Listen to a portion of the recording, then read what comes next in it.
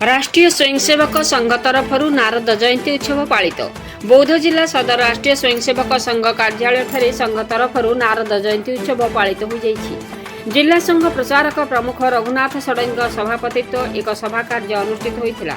एही कार्यक्रम रे मुख्य अतिथि भावी सामाजिक कर्मी तथा सांबादिक दिव्यशंकर राउत जोगदे देवर्षि नारदंक उपरे सम्यक कथा रखी वर्तमान सांबादिक माने निर्भीक भाव में खबर प्रकाश निमंते ध्यान देवाक सूचना प्रदान करथिले। मुख्य वक्ता भावे सहप्रांत प्रचार प्रमुख देवव्रत पाणिग्राही जोगदे देवर्षि नारदंक जीवन सहित भारतीय संस्कृति और परंपरा उपरे विस्तृत वक्तव्य रखिथिले। सम्मानित अतिथि भावे बौद्ध नगर संघ चालिका प्रमुख डॉक्टर सुदर्शन मेहर जोगदे उपस्थित सांबादिक मानू उत्तरीय दे संबर्धित करथिले।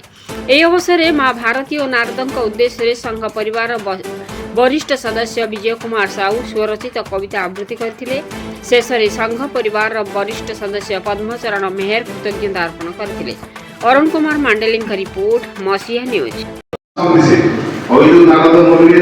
गोटे गोटे राजा गोटे गोटे राज्य गोटे गोटे मत पाताल जहाँ भी से स्वार्थ गोटे से काम करते समस्ते कहते नारद आम मानक मर्दर सेहा कर आप देखो दी गोष्ठी मध्य से समन्वय रक्षा करते